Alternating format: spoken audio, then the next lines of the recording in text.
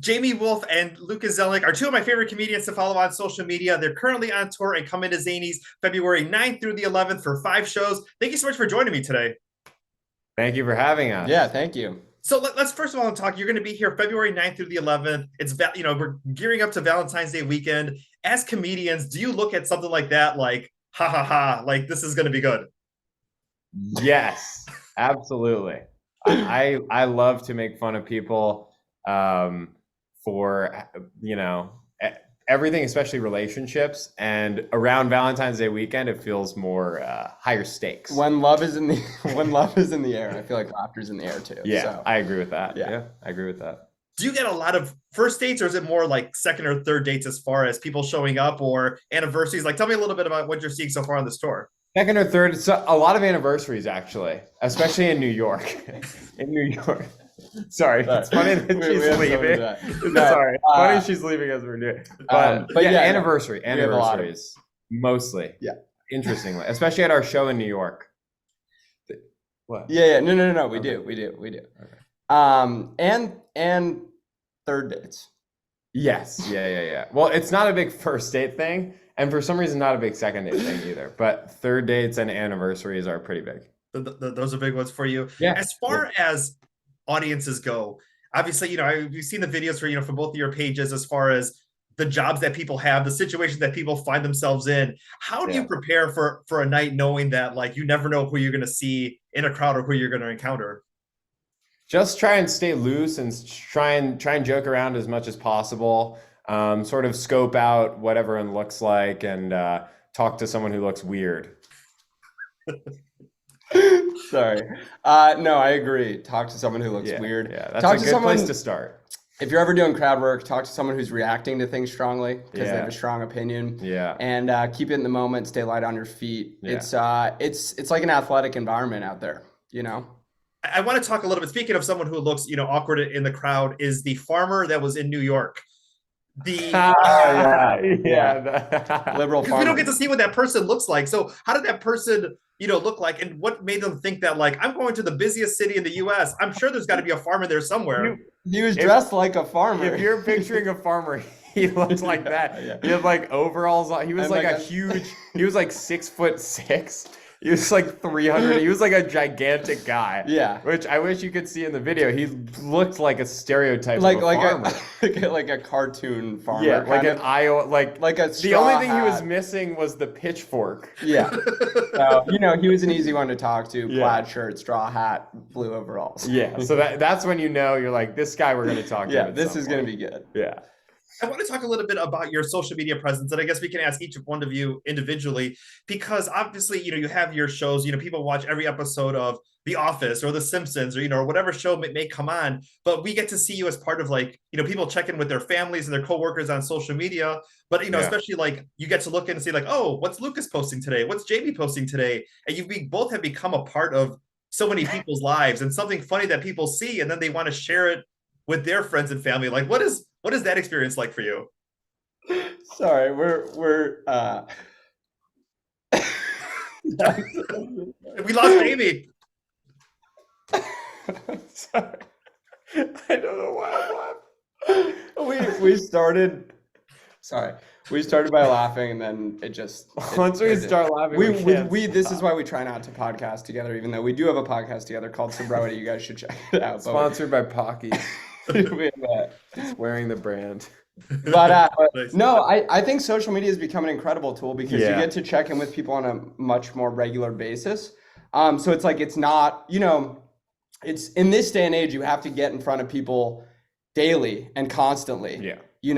And so that's really been an avenue for us to do that. And also I think we get to promote, at the shows we're doing material and not as much crowd work, and then you get to promote the crowd work, and so people know through social media that the show, you can expect to see anything, expect the unexpected with us. Yeah, and I think it's a good tool, and also to your point, it's like you sort of feel like their family member. Like, I'll wish my fans happy birthdays because I know a lot of the. Do you really wish your fans? Why are you laughing? No. Like some of my fans, I go back and forth with them on DM. Why are you? I'm sorry. We just got started. We have the giggles now. We have the giggles. That's okay. But sometimes, yeah, like I'll know their birthday. Why are you laughing? Stop laughing. Why are you laughing? I'm not laughing. Sorry. So yeah, you'll know their birthday or like their anniversary or like why are you laughing? Why are you laughing? I can't stop. It's not even that funny. You'll know their birthday, their anniversary, like the day they got a promotion. Like you'll just be in touch with them and you'll know about them. Why are you laughing?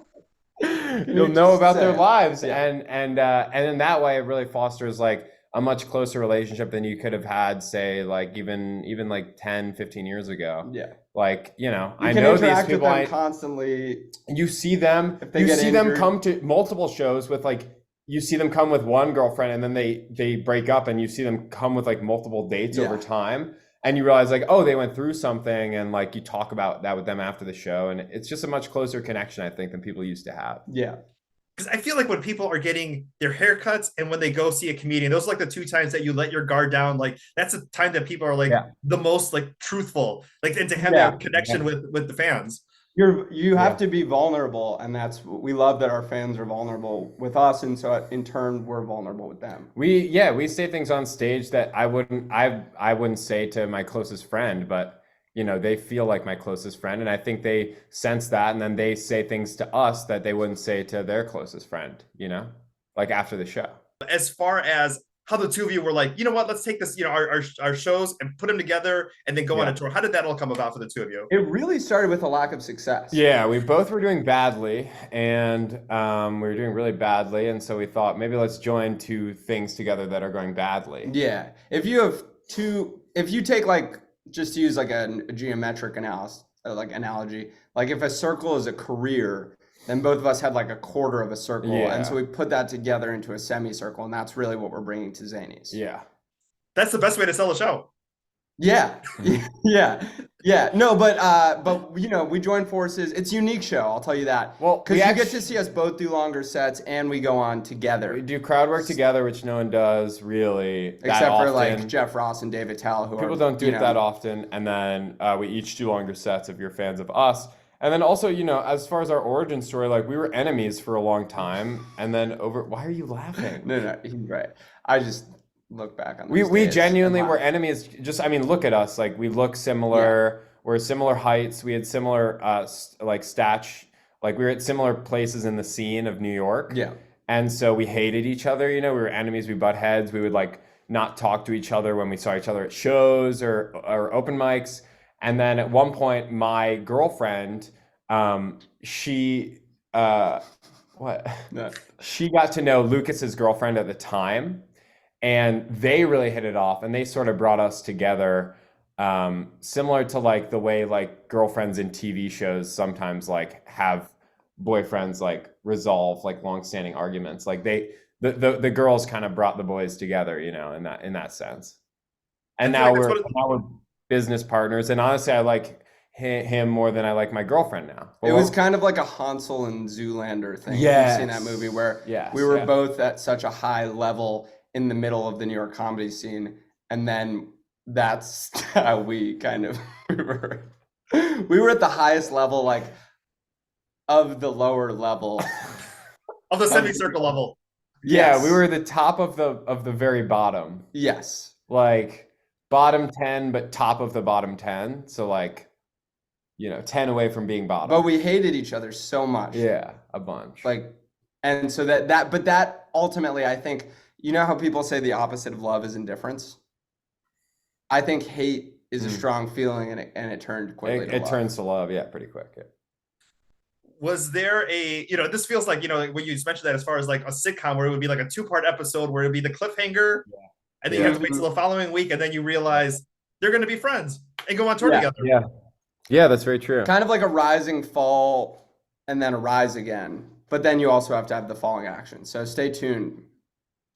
We would have a Frenemies tour, part 2.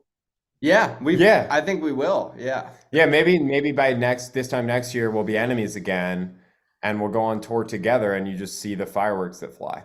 This video of us being friendly with each other could be good for a montage when we're enemies later. Yeah, that's true. I'm going to make sure to save it.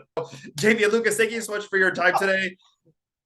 Thank you so much. Thank you. Chicago.zanies.com is where you can go ahead and get those tickets. February 9th through the 11th, 5 shows. Thank you so much. All right. Thank you so much. Bye. Thank you.